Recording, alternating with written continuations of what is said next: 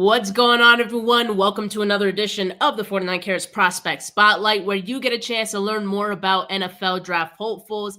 I'm Steph Sanchez, and I'm excited to be joined by another Tropical Bowl participant, former Austin Peay and UTEP wide receiver, Trey Goodman. Trey, how you doing today, man? I'm doing great, better than I deserve. I'm awesome. Glad to be here.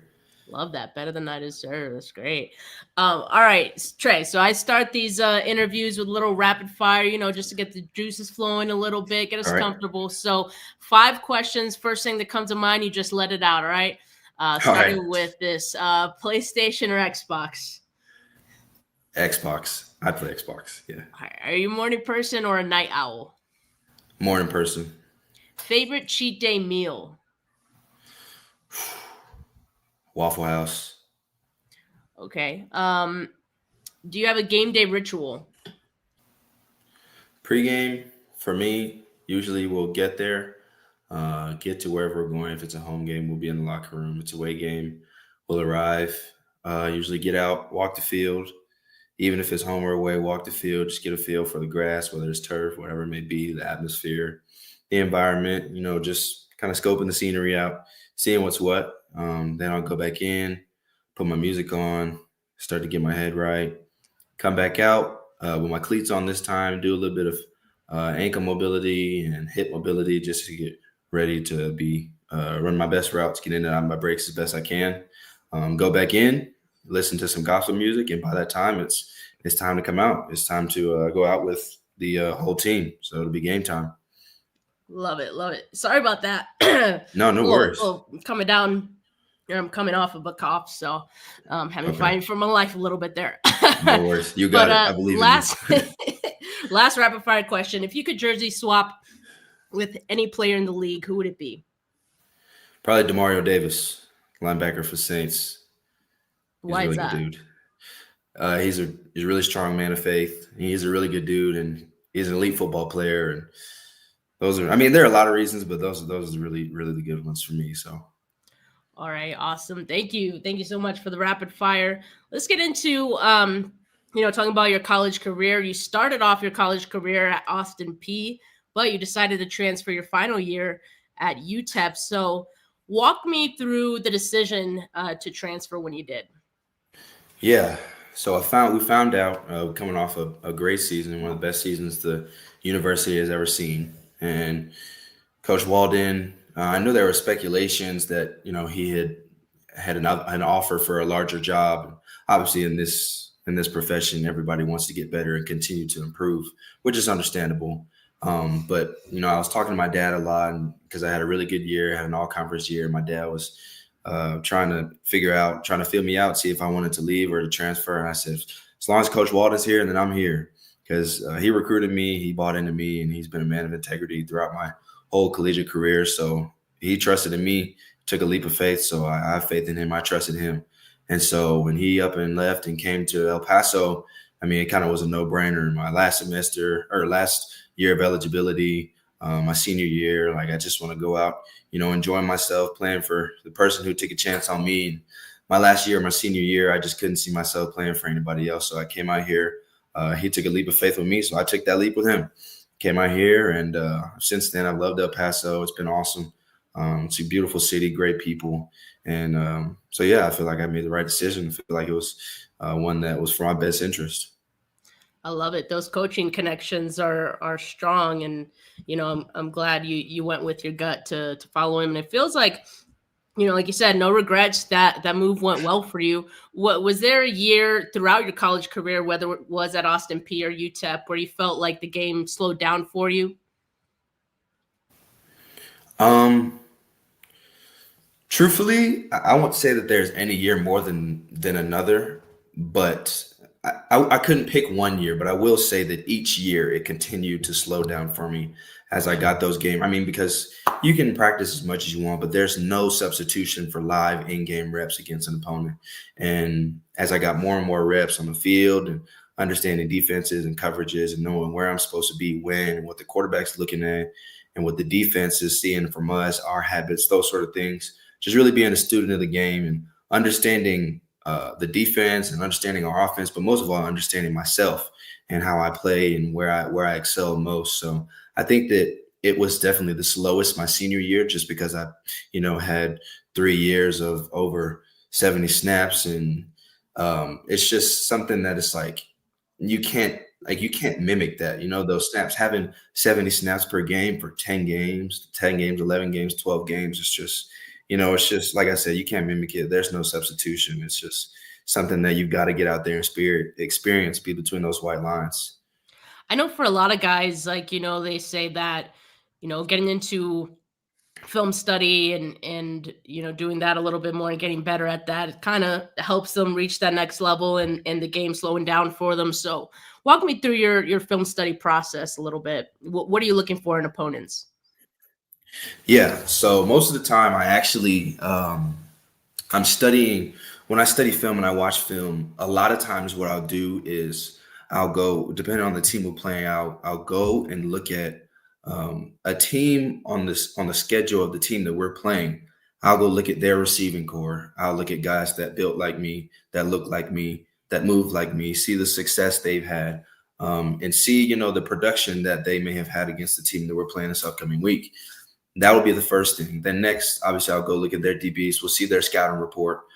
So I'll learn those guys, figure out their habits. But most of all, I want to find that matchup of that receiver or that skill position guy that mimic me a little bit, that kind of reminds me of myself, and see how they had success, and to see the things that didn't work for them, so that I can see the strong suits and weaknesses of the defenders, whoever it may be, whether it's a safety, corner, nickel, even sometimes linebackers, because I move inside and outside to slot. So outside of that, once I focus on just the individual, once I focus on just specific individuals, then I'll go into the whole scheme of the defense. And we'll go, most of the time we go over that as a unit, as an offense, but I'll figure out what their tendencies are, how they like to rotate, what they like to do on first, second, third down, different zones of the field, what their tendencies are. And so there's a lot that goes into it, but I won't give you too much insight because, I am going to be playing the next level, God willing. So I don't want to Yeah. give you too much insight and give up all my schemes. So No, but that's an interesting approach though, like seeing how that team has fared against other similar players like yourself. I want to say that's like the first time I've heard someone say that. So I like that though. And it seems like you do that on your own, right? Like that's aside from the team game planning that you guys do. Like you kind of do your own right, film study on your own time. So that's great. How right. about when you're doing film study on yourself when you're watching yourself, reviewing, like what are you critiquing, what are you watching? Yeah. Most of the time, I try not to. I try not to rewatch my successes. Usually, I'll watch my failures more than my successes, because in the moment when I succeed, majority of the time, I know why I had success. I know why I was able to create separation in this point. I'll know why I was able to get away from the DB or get away from whoever, or make people miss an open space. So, a really good line that my coach always used to say is that failure is growth. There's no testimony without the test first. So, Mm, obviously, when we have things that don't go our way, you can sit and you can sulk about it, or you can look at it. You can go back and watch film and grow from it and learn from it. Why didn't I swap my arm this way? How did I get out of the break? Did I get out of this break in 3 steps? Did I get out of break in 2 steps? Did I not stack on this route? Did I not stay flat on this route? And so they're really just focusing on the failures more than the successes, because that's how you grow and that's how you learn. Obviously, when you have success, there are things that work for some DBs or work for some defenders that may not work for other defenders, and so you can't rewatch over and over and over again you having that success, mhm. because it might not work on someone else, because you're like, oh yeah, that move worked every time, it's working, and I see that, and I see me having that success, and being able to get open and create separation in that same way, but at the same time, you can't apply that to every single defense. Like you can't put Right, my coach always used to say, you can't put a square peg in a round hole. right. So it's just being able to learn from your failures, but also being able to adapt and move forward. I love that. And well, I know, in the offenses you've been a bit of a downfield threat, at Austin P, you led the team in receiving touchdowns and all that. How would you describe your play style? Man, this is something that I've kind of been uh, contemplating and going back and forth with myself about. Just because, I mean, I feel that I run routes really well. I have pretty decent speed. I'm a faster guy. Um, I feel like there's a lot that I can do. I feel like I'm very versatile. I can make people miss in open space. I didn't do a lot of it just because we had guys that are designated for jump balls, but I can go up and get the jump ball. I can take bubble screens and get busy in small spaces and make people miss. And I just think that there's a level of like twitchiness and kind of like quickness that applies to my game that I use like majority of the time. Like that's most of the time I go to. I like to use my twitchiness and my quickness and make people miss rather than my speed, just because a lot of times I'm getting the ball in open space. I'm more of a route runner. Like I said, feeling out the defense and understanding the defense. I used to play quarterback, so I know what the quarterback's looking at. I know what he wants to see. I know where he wants me to be at what point in time, understanding what we're running. So I really would just say, if I had to describe my play style, I would say it's one that understands scheme and knows how to complement what the quarterback is looking for and get open for him. Yeah, I did see that you played some quarterback in your time, so I do know that does help, excuse me, help in understanding like where a quarterback expects you to be, and that does make a Exactly. difference. So in terms of like coverages that you face, do you like facing man or zone a little more? Is there one that you think like you can cook a little more than the other, or it's free game? Yeah, when I'm on the outside, I probably prefer man coverage. But when I'm in the slot, either in a three by set, if we're in trips, if I'm in number three, I definitely prefer zone. But if I'm in number two in the slot, I usually prefer zone more than man, just because I'm not going to get someone head up, and Mm, there's so much room to work. yeah. So and also another thing is, I feel like it's easier to figure out what the coverage is what, because if you're in zone and there's someone in front of you, well, either they're gonna shuffle out or shuffle in. And then that tells you pretty much everything you need to know about the next rotation, because you look at the corner and you look at the safety, because whatever the nickel, the apex player does, whatever he does, the safety in the corner have to complement that, because if they're not, then it's a busted coverage. So he is a lot of times the tell, especially to the wide side of the field. So I'd probably say facing zone in the slot, but outside most of the time is man coverage. Yeah, there's a reason that it's tough beat a nickel corner, because there's so many Yeah, possibilities that a wide receiver could take there. So with that, like, exactly. what's your favorite route to run, and does it depend on whether you're on the outside or in the slot as well, or do you just have one that you like no matter what? Yeah. I really do love. I mean, I know this is kind of cliche, but I really do love running go balls. I love running slot fades from inside. I also love running go balls from the outside, nine routes. But I kind of enjoy running comebacks on the outside as well. Comebacks and curls, being able to sell vertical and make the DB think I'm going deep and just shutting it down, coming back to the quarterback. And then in the slot, I really do like running option routes. So basically, just reading the DB, seeing his leverage, and taking what he gives me, pretty much making him wrong in whatever decision he makes. I love that, Yeah, making them wrong.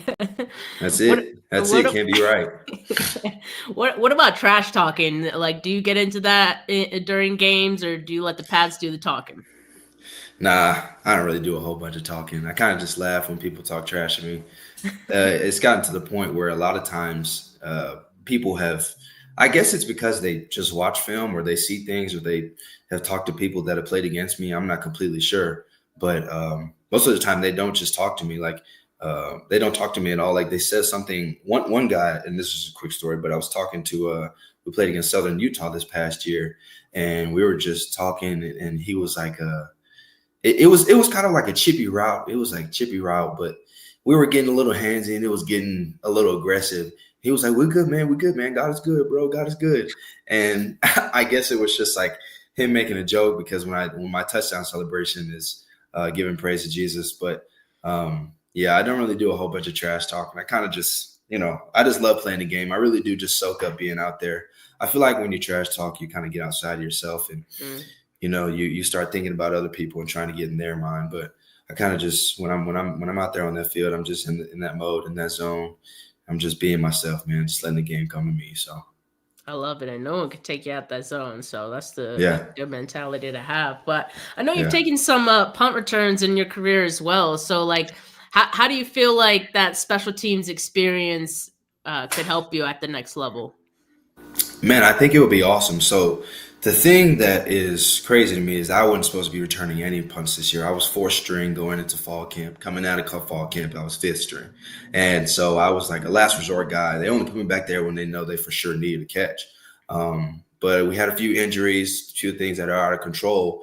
And I ended up being the best guy for the job. And I think it was really awesome just because this year I didn't have any confidence. Like if they would put me back, like I will say the first time I'm back there, I was like, I haven't done this in 3 years. I don't really feel confident. Like I don't know why I'm back here. I just know I got to do this for my team. But when I got that ball in my hand, it was a whole different story. I caught the punt, and then like we were talking about earlier, I saw everything, and the game would just slow down. And so I think that really helps me going into the draft process and getting recruited and talking to scouts because I mean, especially as someone who's not as recruited as a lot of the other bigger names, like Mhm. being versatile and being able to do multiple different things can increase my draft stock and help me get picked up by a team. So I think that Absolutely. it really, really helped me out this past year, returning a few punts and showing explosiveness and showing that I can do it at a high level. Yeah, absolutely. That'll definitely help. And I know another opportunity you had to showcase your skills was at the Tropical Bowl. Congrats on that invite, by the way. Thank you. How do you feel like that week went for you? Like, what was it that you wanted to prove, and do you feel like you were able to accomplish that week? Man, I think really just the biggest thing that I wanted to prove was that I belong. A lot of times, I mean, I've been a lifelong underdog. Like I said, I used to play quarterback, switch positions. The tides have just been against me, but I haven't really been complaining ever or saying woe is me and kind of just put my Yeah. head down and work. And every time I put my head down and work, it has come out in my favor and it just continues to work.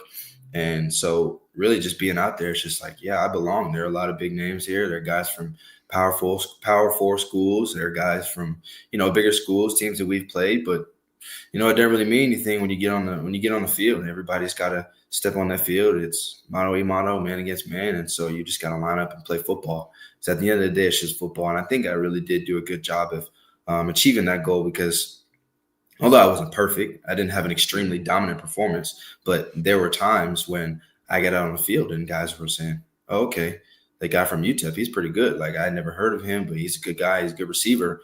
He moves well, plays the game well. And so I think it was a great experience.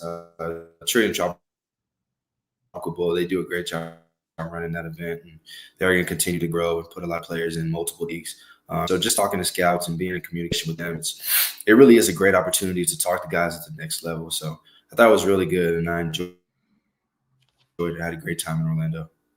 Awesome. Yeah, happy to hear it. And you mentioned, talking to scouts, and I'm sure you've had conversations with teams to this point. Have there been any conversations that have stood out to you so far?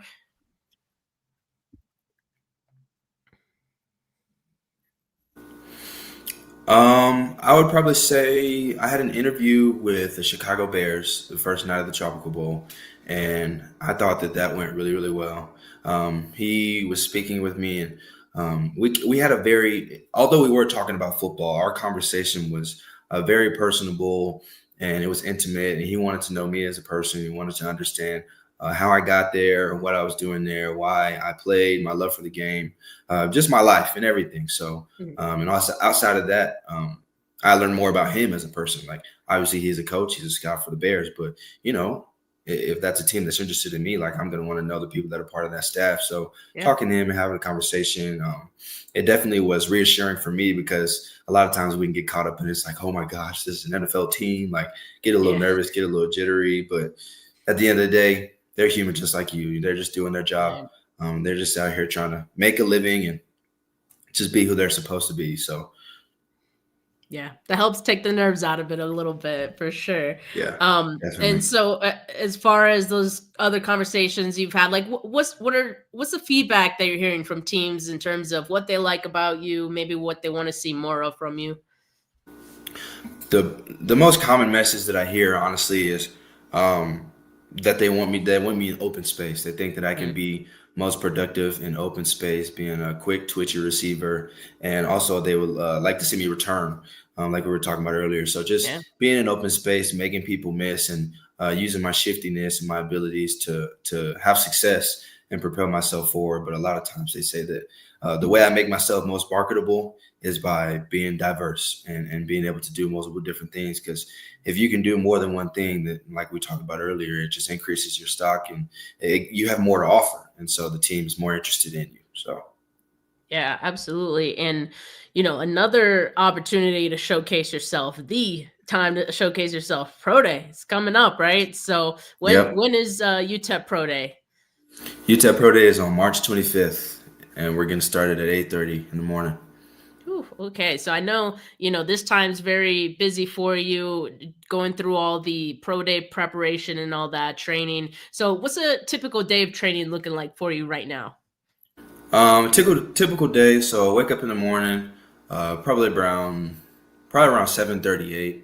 So I still can call myself the early bird, but not like unnecessarily early because I'm at this stage in life where I don't necessarily have to be anywhere at certain times. I'm not going to miss a meeting or anything like that. So I'm moving on my time, but I still want it to be early. Still want to feel like I accomplished something. Hmm. But I wake up probably around 8:39, eat breakfast, head to the facility. My weight training coach will give me the workout, or he gives me the workout for the cycle that we're in. And so I'll do my workout probably in the weight room first.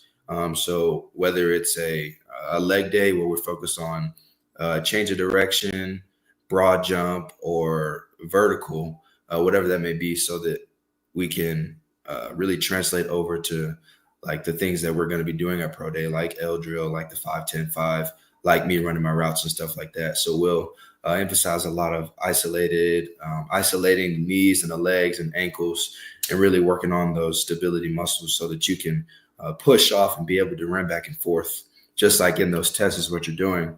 But on an upper body day, it'll be pretty much all bench press and shoulders, to focus on, trying to get that 225 out as many times as you can. And then after the workout, we'll have a finisher, take a little bit of a break, grab a snack if I need to. But if I eat a pretty good breakfast, then I won't need it. But grab a snack, then I'll hit the field, and then I'll start working on my form for whatever run we're working on that day. So we'll do 5-10-5 and L drill the same day because those are a change of direction, though they're pretty similar. They have a lot of similarities to the drill. If we're working on 40-yard drill, then I'll work on different phases. The first phase is running the 40, which is your acceleration as you increase into your top speed. So we'll have acceleration days versus top speed days. And that's just working on form and the way to run it and the way to have your chest up when you're doing top speed or chest down, and just the ins and outs of the techniques that it is of running the 40-yard dash. So, and then after that, after we do the field work, I come back in, get a protein shake, and pretty much chill for the rest of the day. So we're recovering. I'll go get some recovery, maybe a cryo chamber, or maybe the infrared sauna. But other than that, it's just relaxing and just getting off my feet and getting ready to do it the next day. It's a grind, man. I mean, it's an Yeah, all day grind. So yeah, I know it that right is. now is your relaxation time. So that's good. Yeah. But yeah, you do a lot during this prep. So are there hmm any like specific goals or like um testing goals that you have? You mentioned your speed guy. Like you don't have to give any numbers out there. 'Cause sometimes, at least for the guys that some guys at the combine, that was a bit of a jinx. But you ain't gotta give any numbers. But like, do you have specific goals that you want to test for? um, honestly, I really don't. I haven't tested on any of these in so long, just because while they do show change of direction, your ability to move as a football player, they're not extremely functional when it comes to the sport. Like very rarely Yeah. am I going to be running 40 straight yards in a football game. I've done that twice in my collegiate career of 4 years. And so it's, although they do want to see your straight line speed and your top end speed, I mean, I don't really have any goals, but I know what's a good time and what's not a good time, and I know what I would like to see from myself. So I think just obviously going out there and giving my best. But if a team really is interested in me, then they'll understand that, the film and the Yeah. football is inevitable and it doesn't lie. And Yeah. so although the testing may not be as great as they want, but if they're really interested in me, then they'll still talk to me and communicate with me regardless of what I test. So Absolutely. That's facts. The tape does not lie. yeah. So Trey, in the last year, you've become quite the family man. You know, you got married, you welcomed a baby girl. Congrats on that. Thank Are you. you finding that like your purpose or your motivation with football has changed along with that in the last year? Um, Partially, in a way, yes. I think that it's they really have gone hand in hand, truthfully, because while I am a leader on the team and someone who a lot of my teammates look up to, that's all that I am in my family. Like I'm the leader of the household. I'm someone Mm, who my family looks to for protection, for guidance, for leadership. And it really is just God's grace because I mean being in this position is a blessing. Like if I would have told my 8-year-old self that your senior year of college, you're going to be a husband, a father, and you're going to be looking at going to play professional football, I probably would have fainted in front of my own face. And so just being here, man, it really is a blessing just being where I'm at. Just give all glory to God, and He's just continued to keep me and show me that this is not who I am, but this is just what I do. Like football is not who I am; it's just what I do. Versus being a father and a husband, it's not just something I do; that's who I am. right. And so they go hand in hand, and there are a lot of things that I can learn from each of the atmospheres that translate to one another that helped me have success in that field. So it's just, I mean, like I said before, it's just a blessing. It really has been awesome being able to be around my wife and my daughter, and also play football and follow my dreams. So it's Yeah. been great. Yeah, that's awesome. Like you said, it's a blessing and you've accomplished a lot both in your personal life and your football life. So, you know, that's huge. And Trey, I always end my interviews with this question. What is a team, what is a fan base getting both on and off the field with Trey Goodman? Man, I'll start on the field. On the field, team, an organization, man, they're just getting someone who loves to learn. A lot of people ask me what I do best as it pertains to football, and what I do best really is just learning and applying. I pride myself in being very coachable, and so as a team and an organization, like they're getting someone who's a hard worker, someone who's dedicated, someone who loves this game, someone who has a lot of passion for being competitive and working in a team setting and learning other people, but also someone who is understanding, someone who has empathy, and someone who just, wants to be around other people that are searching the same goal. As a fan base, man, you're getting someone who loves fans. I don't really like the term fans. It seems very like Hollywood to me. I always use supporters because Mm, I don't like it when people call me a fan. Like I'm a supporter of this thing. I wouldn't necessarily yeah, call myself a fan. Like that's kind of, it's like big time activity. And, we're all human. We're all the same. yeah. But I just think that for supporters of whatever organization I end up at, you guys are getting someone who's proud to be in whatever city that I am, someone who's proud to wear whatever colors of that organization, and someone who's proud to step on that field each and every day and give you a product that you can come out and watch. So I would just say that someone who goes out and puts it all on the line and really takes pride in not only himself, not only his family, but takes pride in wherever he is. Like I'm going to take pride in wherever I go, or whatever league that may be, whatever organization. Like I'm going to be proud to be there because little me would have absolutely ran with this opportunity. And I always just try to have that childlike faith and that Mm. childlike joy that being in that moment is just where I'm supposed to be. And trusting that Jesus is continuing to guide me and really just being grateful in each and every opportunity I'm presented. I love that. I'm sure a team's going to love that as well. Trey, this has been a wonderful interview. I think one of my favorites from the ones I've done this off season. I definitely appreciate your thoughtfulness and I don't know if this is the right word. Genuineness. I don't think that's the right word, but Yeah, genuine. I think it genuity is or something like genuineness. that. It's something. It's It's something. something. It's something. Yeah. But that definitely comes through and your responses, and I really appreciate it. And yeah, obviously, best of luck to you preparing for your pro day, and obviously beyond that as well. Got to be rooting for you. So best of luck. Thank you. Thank you so much, Steph. Appreciate you. And appreciate everyone that took the time to watch as well. Make sure you like this video. Make sure you subscribe to the channel if you haven't yet, because there will be plenty more prospect spotlight interviews just like this one. But for now, have a good rest of your Monday, folks. Peace. See you.